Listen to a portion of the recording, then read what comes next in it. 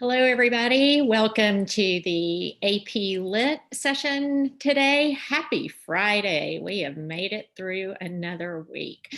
I'm Susan Barber from Atlanta, Georgia. Glad to be here with y'all today. And with me is Mr. Escobar. How are you guys? We're very excited. I know that today is a big day for the AP community. So I hope that you're watching us. And as promised, we have a lot of new information for you today. So let's get started. Let's dive right into it. We have the dates for the AP exam. The date that's been determined for AP English Literature is May 13th. Now, the key is that all students will take the exam at the same moment. And of course, at the same moment is not at the same time, clock time, right?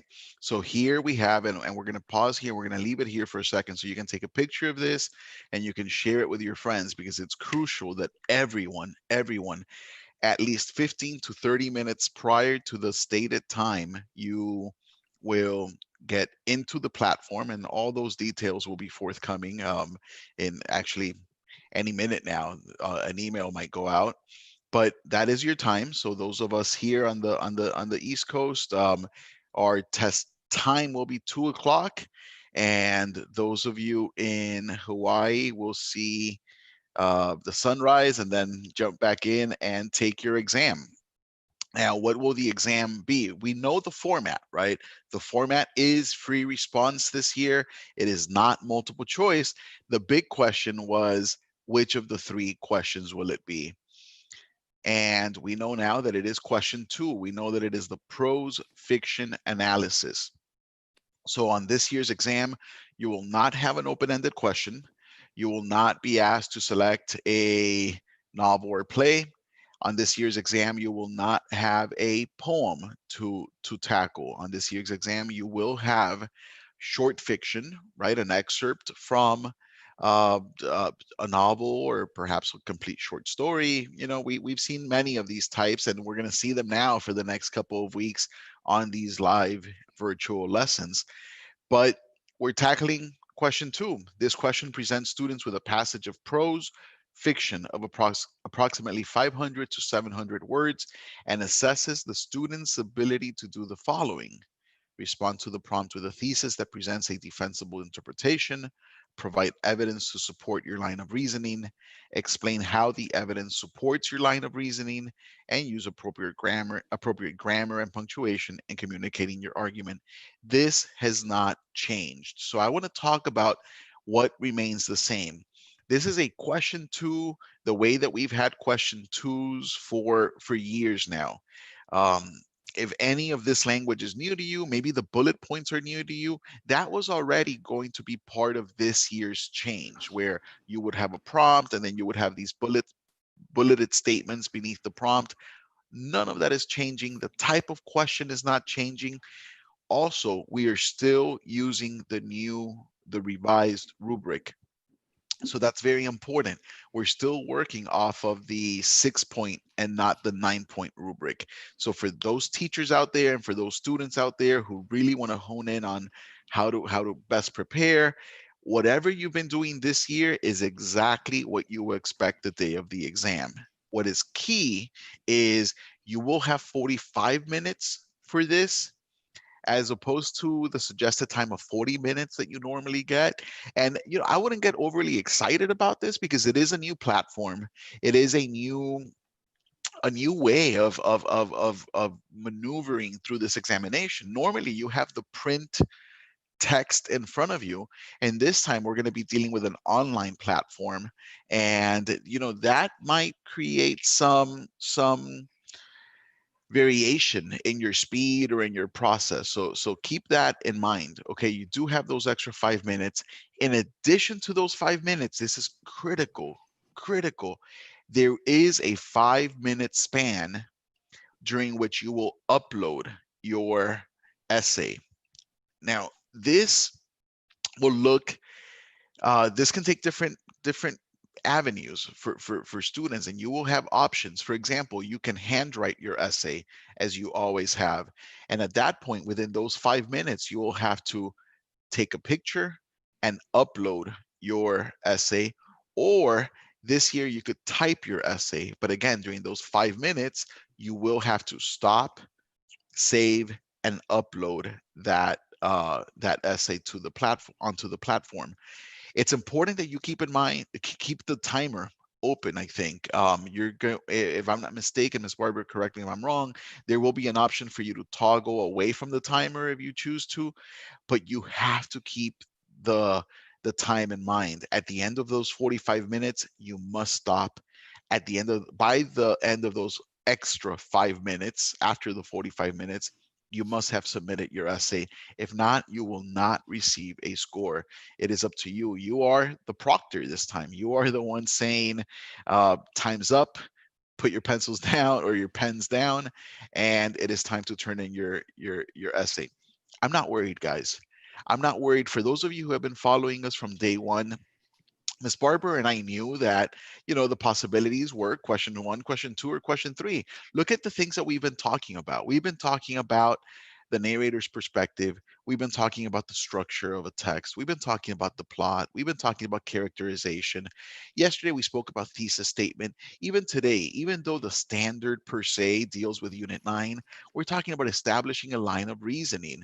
For those of you who are familiar with a rubric, that's an entire row in the rubric, really. I mean, it's what makes or breaks you in that middle part of the rubric.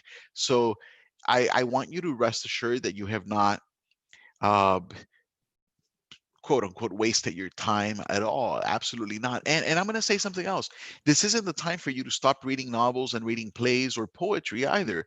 The more engagement you have with text, the better off you'll be. Just yesterday, I received an email from my students, and they got together, they Zoomed without me, and they selected a book that they're going to read.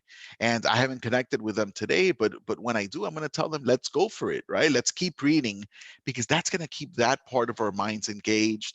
And really, we have 24 hours in the day. We can't go out. We might as well read a good book, right? It's not all about test prep. It's about developing ourselves as readers and writers and human beings. I think I covered it all, Ms. Barber. At least Yeah, everything that we could cover. and don't stress out at this point about the new platform. As we move forward in this, we are going to help you as much as we can to acclimate to that and give you some strategies and tips. But what we do want to do is just continue to give you lessons and give you ideas and ways for you to become a better reader, a better thinker, and a better writer. And that's going to serve you well, not only on the exam, but it's going to serve you well throughout your life. So, so we will get to all of the test prep stuff as it goes on. But let's jump into today's lesson. We're going to start with the warm-up from yesterday, where you're supposed to write a thesis statement over the prompt. Yes, the 2019 prompt. In this prompt, either from your own reading or the list below, choose a work of fiction in which a character holds a, quote, ideal view of the world. Then in a well-written essay, analyze how the author's portrayal of this idealism and its positive or negative consequences contributes to an interpretation of the work as a whole. And so I have a couple of examples that we'll look at today, and you could have written on, so many books apply, and I'll show you this, but these are a couple of whose students emailed to us. So let's look at these.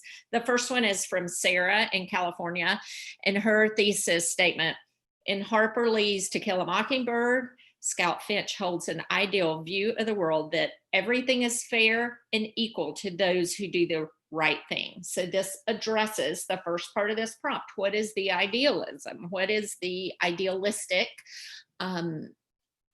view? Scout's idealistic view results in both positive and negative consequences, and she doesn't address this in the thesis. That's fine. It leaves room in her essay to go there. Throughout the novel, which represents, and now we're getting to this central meaning of the work, or the broader idea, which represent the experiences of many people as they see racism and inequality for the first time. So thank you, Sarah, for that. The next one, in Daniel Keyes' Flowers from Algernon, Charlie Gordon maintains an optimistic outlook on life despite mental incapabilities. So again, his idealistic view of the world is optimism. Keyes utilizes this character trait in Charlie to convey a greater meaning, that choosing to live an ambitious and happy life, or adopting the sense of optimism, allows one to achieve purposeful and successful outcomes. So now this broader theme of, if I live this way with this optimistic view, I can control I can create purpose in life and be successful. So this optimism allows him to choose how he's going to view the world. And that really does speak to humanity in general, the decisions we make about how we're going to accept who we are, and the positive and negative and just different circumstances that we have in our lives.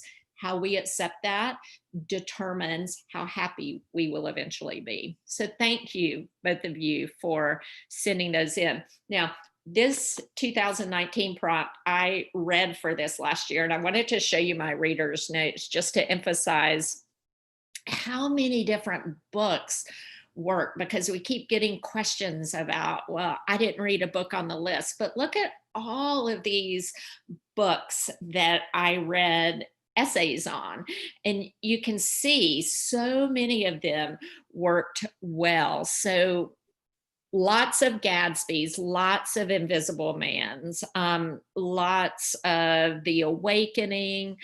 Ms. Barbara, which is the third one from the top here? TKAM, is that? To Kill a Mockingbird. To Kill a Mockingbird. Oh, wow. That was a I know, popular these are one. mine. Yeah. To Kill a Mockingbird was a popular one. Brave New World was a popular one. So, but two such of the a ones on the wide list. variety. Yes. Yeah, we have The Awakening and Bluest Eye, you said were particularly successful in the essays that you read. I found that those two books tended, when students wrote on those books, they did really well with this prompt. That's great. That's great. And I know that both of them are so popular among the AP Lit community, right? I haven't taught the Bluest Eye in my AP Lit class yet. I have taught The Awakening. I teach it every year. It's one of those that I've considered dropping just to go on to something else, but it seems to capture the students' attention, and it's juicy, right? It's a 19th century soap opera is what it is. So these two, it's great that these two resonated so well in your samples, right? So lots of options. You choose what book works for you. But I guess we're not doing question 3 now, so they don't have to worry about choosing a book, right? Right, but you're still reading, right? Yes. We already decided that. So the overview for today, our goal is to develop commentary that establishes and explains relationships among textual evidence, the line of reasoning, and the thesis. Today's lesson can't exist without yesterday's lesson. You cannot establish a line of reasoning if you don't have a thesis, right? The thesis will be, we spoke yesterday about the thesis being either the roadmap or the engine for the vehicle, and it's going to be what propels us forward. But the path that we take, the roads that we take, and how those roads are connected, right? What bridges we take, what highways we take, those are, if we're going to extend the metaphor, Ms. Barber, from the map, those are the connecting features that we're going to call the line of reasoning, and they all stem from the thesis.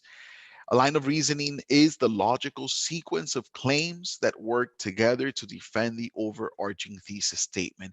I want to focus on the word logical here and the phrase logical sequence. So often students, you tell them, all right, begin writing. You have 40 minutes, go, good luck. And it's sort of as if it's the stream of consciousness writing, and that's not the goal. That's not the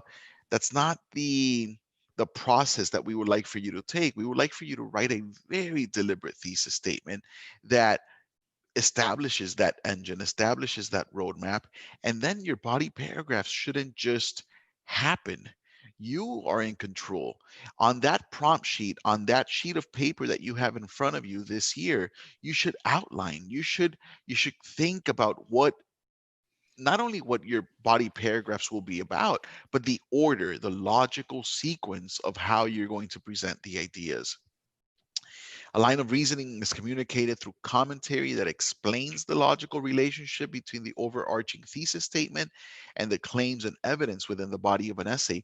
This is not the moment where you think that things are obvious or that they ought to be obvious for readers. If you see a connection between one idea and the next, it is your job to discuss it in a way where those connections are very clear to your readers. So you will use things like maybe transitional phrases, not just transitional words. We're not just limited to that, but you might say something like, well, we've already explored the complexities of Mrs. Deborah Wilkins. It's now important to look at the actions of this other character in order to get the full spectrum of 18th century British society, or what, whatever the prompt might be. I was thinking of one of the earlier prompts, I forget which one in that example. And the third point here is more sophisticated literary arguments may explain the significance or relevance of an interpretation within a broader context, discuss alternative interpretations of a text, or use relevant analogies to help an audience better understand an interpretation.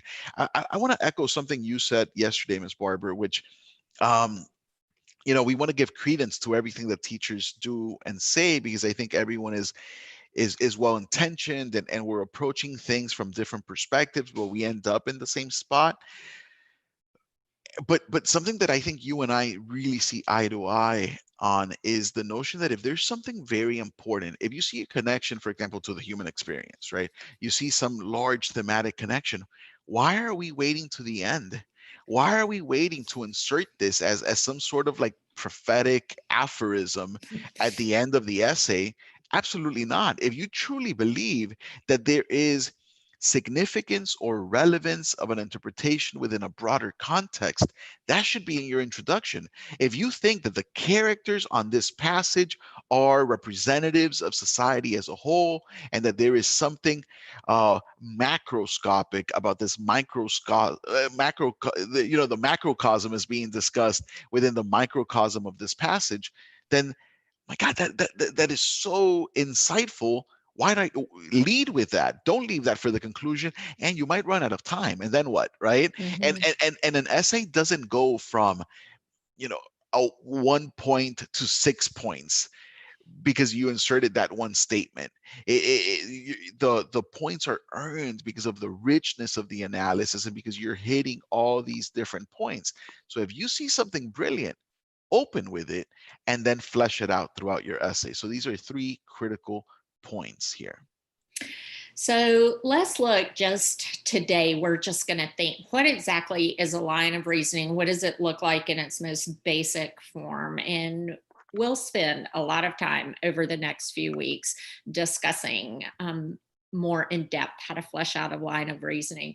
But I wanted to go back to the rubric and look at row B. And again, it's not because the rubric is the um, end all of writing, but the rubric does give us a working vocabulary. And I think it does.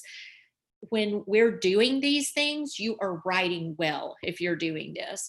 So you'll see this red line between 2 points and 3 points. And to get 3 or 4 points in the evidence and commentary row in your essay, you must have a line of reasoning. I really believe that everybody out there is capable of getting in this 3 and 4 point range. You are capable of writing like this. So, what is exactly a line of reasoning?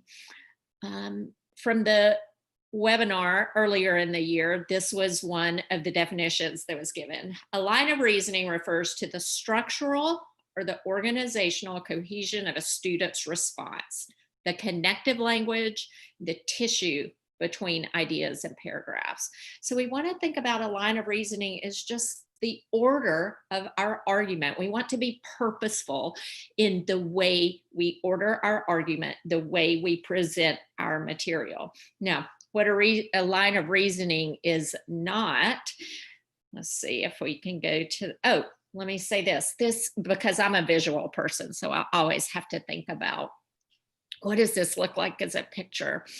The line of reasoning is going to be like this scarlet thread that just runs throughout your whole essay, and it ties everything together. So ideas don't seem disjointed, but you're just going to see this little thread woven all the way throughout your essays, connecting your ideas. That's a great visual to think of it.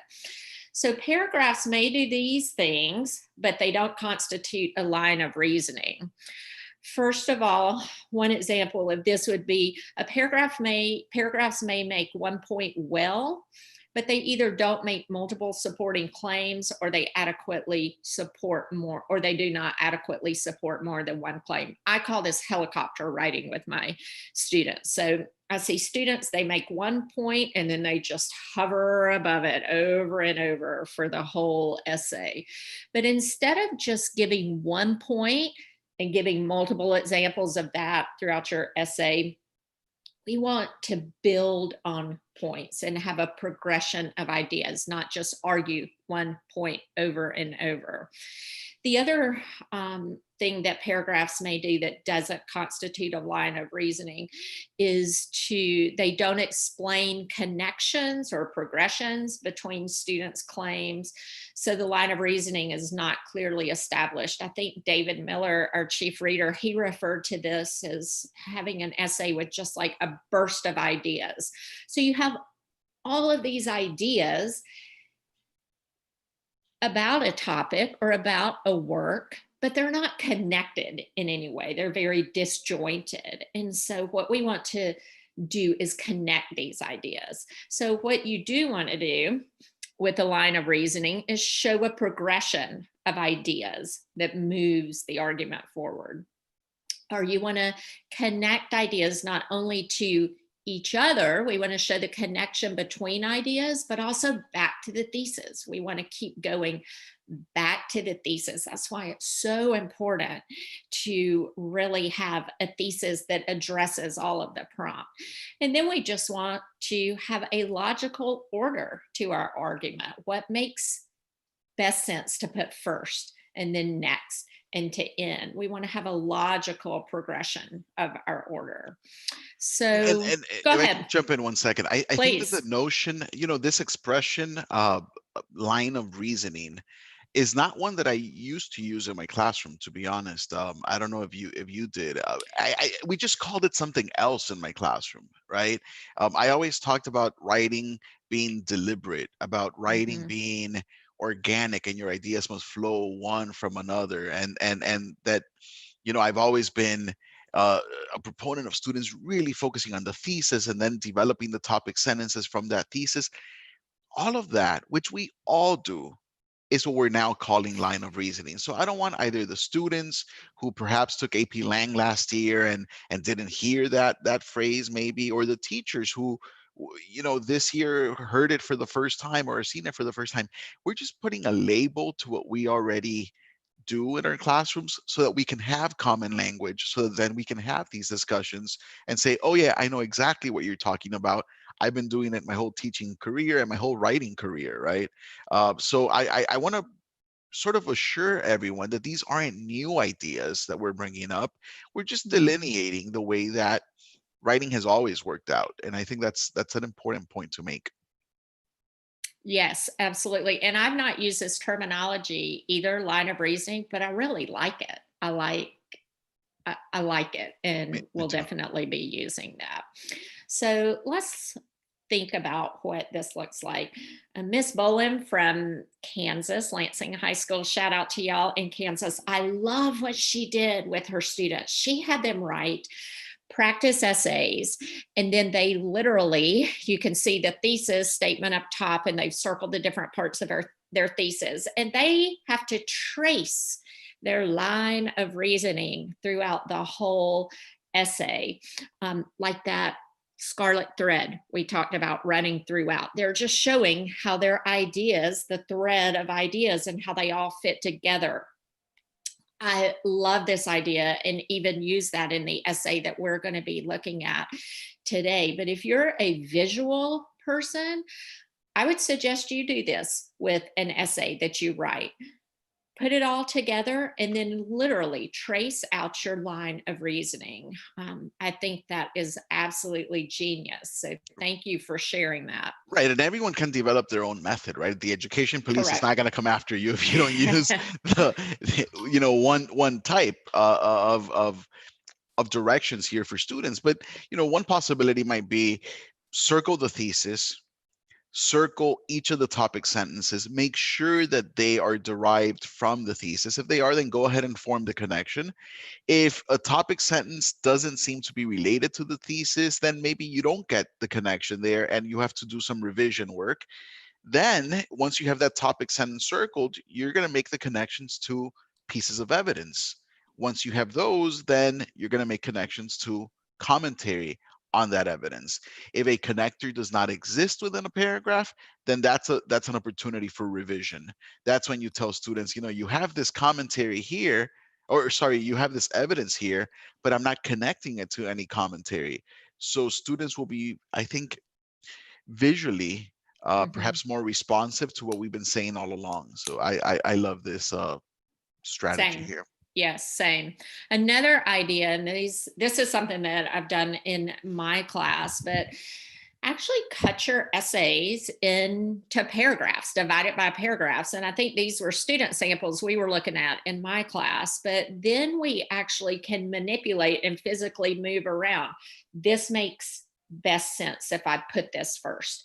This makes best sense if I close with it. And we can actually move around in order, think about, this is just an exercise to intentionally think about the order of our argument and seeing which way makes the most sense. And you're not going to be able to do this, obviously, when you're writing a timed essay, but these are exercises that help you think through your writing process. So then when you are in a time setting, you've already experimented with some of these things and it comes a little easier for you. I've done something similar in my classroom, and I took it down to the sentence level. Mm-hmm. And the first step for me is I have the students create a dump pile and then a keep pile, and they have to assess each sentence. And the question is actually two questions. Number one, does it answer the question? Are we connecting? Is it connecting to the thesis in any way? If the answer is yes, then the next step is it repetitive? Have we already made this argument, or is it developing the argument? Are we moving forward because of this sentence? If it's simply restating something that's already been said multiple times, it goes into the dump pile. And then we see how many strips of sentences we have left. And at that point, they weave an essay together. And of course, then they have to add other things because they realize that certain components were missing. Students, those of you, you're all home now. You have scissors, you have a sheet of paper. It's such an easy activity to set up. You don't need us. You don't need the teacher to set this up for you. Set your timer, 40 or 45 minutes. Go get a practice prompt, cut up your essay, and engage in this sort of reflection of your writing. And you're going to help out your teachers by doing that, because then you can go to your teachers and say, gee, I'm really not putting enough evidence, or my topic sentences are very weak, or I still don't understand what this commentary business is all about. And then your teachers can have targeted practices and virtual meetings with you on what you are now discovering about your own writing. So Yeah, this is and a powerful tool. I do think it's important for us to not only think, what are we writing, but how are we writing? And so these exercises help us think through the how and the process. And that's what ultimately helps us be better writers.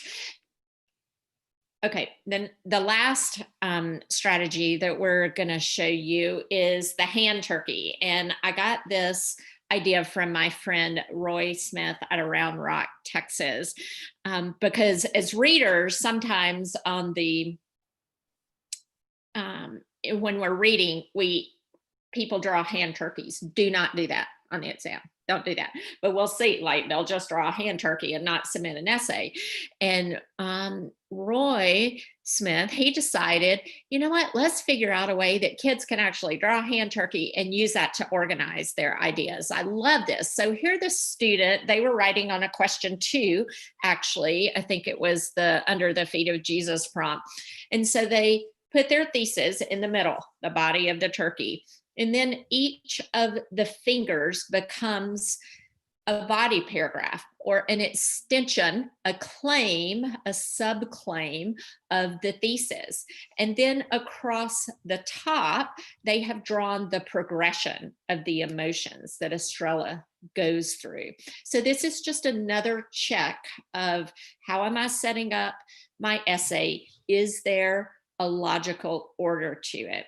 This may be a tool that you can use. And I have some of my students now, they use this to outline. They'll spend 5 minutes outlining their essay in a time setting before they start writing. Then they're set up to write well. Yeah. I think a lot of students feel like they're wasting time, right? When they're outlining or preparing or jotting down notes. But it's the exact opposite. If you spend 5, 6, 7, 8 minutes doing something like this, the writing will just flow so much faster because you know exactly what you're going to say, where you're going next, and you're not being repetitive, right? Each of those fingers have to be mutually exclusive from one another, and you're going to know when you read these fingers, these paragraphs, these topic sentences, you're going to know, gee, the pinky and the ring finger are essentially saying the same thing. At that point, you know your evidence is going to be the same thing, and then your commentary is going to be the same thing. So at that point, you come up with a different finger topic, or you don't have 4 topics, you have 3 topics in that essay. It's a great visual. So let's look at an example. This is a student sample from a release student sample from the 2019 in prompt that we just looked at. The so again, idealism. I'm gonna pull it up. Yeah, that's the idealism one. This one, correct? You want to read it for us? Sure. So the quotation is, "It is wrong to have an ideal view of the world. That's where the mischief starts. That's where everything starts unraveling. Either from your own reading or the list below, choose a work of fiction in which a character holds an ideal view of the world. Then, in a well-written essay, analyze how the author's portrayal of this idealism and its positive or negative consequences contributes to an interpretation of the work as a whole." So let's look quickly at the Lord of the Flies sample. So this thesis, this is the first paragraph in the thesis. Through his character, Ralph, Golding conveys that holding an idealistic view of the world is dangerous. While temporary success can be achieved, it ultimately leads to the destruction of governmental institutions and chaos. He encourages readers to adopt a more realistic view of the world and recognize the inherent evil in all people. So fully answers the prompt. This is a thesis. I would say this thesis really sets the student up for a good essay. So now, what is our line of reasoning going to be? The topic sentence. From the start, Ralph believes he can create a direct democracy on the island that can ultimately bring the boys to safety. So here he's defining what his idealistic view is. It is that he's going to create this democracy. And if you'll look at the bottom of the paragraph, his belief in his plan based on his ideal view of the world, he believes that boys are good and rational and they're going to follow all of the rules. So in paragraph 1, That's how we see the line of reasoning in paragraph 2. That's how we see the thesis carried out. Now we progress in paragraph 3. And see, this is just like the transitional phrases that Mr. Escobar was talking about. And this student actually, like, their line of reasoning has to do working their way through the novel in chronological order and tracing his idealistic view through the novel. As the novel progresses, Ralph begins to understand that his plan will not hold up. And then we have evidence about how things begin to break down. And then in the next paragraph, it is only near the end of the novel. So the beginning, the middle, the end. It's only near the end of the novel when the consequences of Ralph's naivety are in broad display. And now we see evidence that everything is falling apart. The democracy has fallen apart. And the last line of that, evil triumphs over good by the novel's end, and Ralph's optimistic hopes become a bitter reality. So I took this, go ahead. Well, just I think the caveat here is that the line of reasoning and the logical sequence of things is not always chronological, right? Correct. I don't want, I don't want my students, which includes the entire audience right now, to say, okay, so to write a successful essay, I have to follow some sort of chronological approach. That's not what Ms. Barber is saying. What she's saying is that it worked here for this essay. In fact, it worked for this novel, right? So even for that 2019 prompt, it's not always going to be a chronological approach that would make best sense. And that's the key. The line of reasoning is specific to your claim and to your argument. So keep that in mind. And look, we have weeks together. We're going to see other essays where the line of reasoning was not necessarily chronological. Maybe it traces the arc of a character, or it traces the arc of a relationship, which is not always chronological. That is a great point. Yes, that's a great point. And then we have the end, paragraph 5. This is the last paragraph of this essay where the writer talks about some of these broader context ideas, central ideas about destruction of government and chaos, and about just humanity, these bigger idea pictures. I love the last sentence. In doing so, they can begin to create governments that stand strong and plans that work well. So yes, just really taking this to a larger level. Check for understanding. All right, so we're still working with the same prompt, right? And we want to go back to the notion of these graphic organizers, or these outlines that could help us understand how ideas progress. We're taking not true excerpts. We're summarizing different aspects of the essay here. The thesis dealt with holding this idealistic view of the world and the possibility that that notion could be dangerous. As we progressed through the essay, we saw that democracy was good, or at least there was a notion that democracy could be good, because surely the boys are good and they're going to follow the rules. However, as that novel progresses, democracy begins to fall apart when the boys stop working together.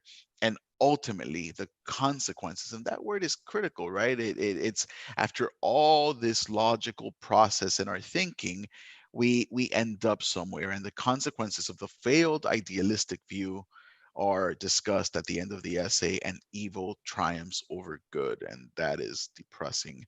But we see the progression, right? It's not disjointed ideas. And here on the left, we took that same essay, that we were working with here, and we drew the lines and we did the circles, and we're trying to figure out a process that works for us, just as you should find the process that works for you. And let's debrief. As usual, what are the questions that we need to ask ourselves when we're talking about line of reasoning? And at the top, we did keep the thesis statement because we think that it comes from the thesis statement. But of course, today's key questions are specifically geared towards the line of reasoning. How can an interpretation of a text emerge from analyzing evidence and then forming a line of reasoning, or from forming a line of reasoning and then identifying relevant evidence? The evidence follows the claims, the commentary follows the evidence, and that is a critical process that we need to follow. I want us to focus on how do you know when evidence is relevant to your reasoning? No teacher is saying insert quotes for the sake of inserting quotes. The quotations have to build your argument, have to support your argument, have to lead us somewhere else maybe. And then in your commentary, you're going to explore the direction that the evidence is taking us. So it's not just quote for quote's sake. It's really selecting key critical moments in the passage that scaffold and progress our argument. And I think we're going to be doing a whole lesson on that. Absolutely. Choosing correct evidence. So for tonight's practice, but it's not the night, it's the weekend. You have a full weekend. So you know what? Why don't you write an essay? Time yourself. It'll be good practice. And a lot of people will say, but we're not doing question 3. But you know what? We're thinking about line of reasoning. And so even by practicing on a question 3, you're practicing, number 1, writing. We get better at writing by writing. And you're going to be writing this essay specifically thinking about your line of reasoning and establishing that line of reasoning. So that's going to be great practice, even for the question 2, and just great practice for getting you ready for college. It's just good practice to think about that. If you're like my kids going on spring break this week, you're like, there's no way I'm writing an essay. Then outline your line of reasoning. That's good too. As usual, if you know of a student out there who is in need of either a device or they're having connectivity issues, please contact the College Board for them at cb.org/tech, so that all these issues could be resolved for students. The College Board is committed to getting devices and connectivity issues resolved for students so that they can participate in this year's examination. Before we move on to the next slide, I want to say one thing. I've made very public before that I'm not on social media, even though I get your emails and I love your emails. I know that there's going to be negativity out there because it's human nature, right? And now so many of us, not Miss Barber and me, but so many people maybe have more time on their hands now to ponder and be critical. Students, I'm speaking to you directly. Don't focus on that. Now you have the information for this AP exam, and you have the information for all of your AP exams available and accessible to you. Check your emails, go on AP Central, follow Mr. Packer's Twitter account. You're going to get all this information. Don't focus on the negativity. Focus on how you can best prepare. Advanced placement changed my life and changed the lives of all my friends. And I truly believe that it has changed the lives of so many of my students. This is an opportunity that you don't want to waste. Don't get bogged down with the negative. You've prepared the whole year, and this is your moment to shine. I don't care how long the exam is. I don't care what the topic is. You're going to kick butt. I know it. But that's if you stay focused on resources and friendships and connections that are intended to build and not destroy. So let's focus on the positive. There's way too many negative things going on outside right now. So one thing that my class does every Friday is we celebrate Friday by having a feet up Friday, and we just all put our feet up for a minute, just enjoy, think about the hard work we've done. And here are some of our feet up Friday pictures. So I would invite you, if you want to send in some feet up Friday pictures for next week, we will feature your class, but just take a minute and celebrate the work you've done this week. We appreciate you being with us. We are rooting for you, seniors. We love you. Have a great weekend. Oh, and Monday, we're going to be back. We're going to be doing prose lessons on Monday. So we'll be talking prose and specifically focusing on question 2. Have a great Absolutely. weekend. Have a great weekend, everyone. We love you guys. Be safe. Goodbye.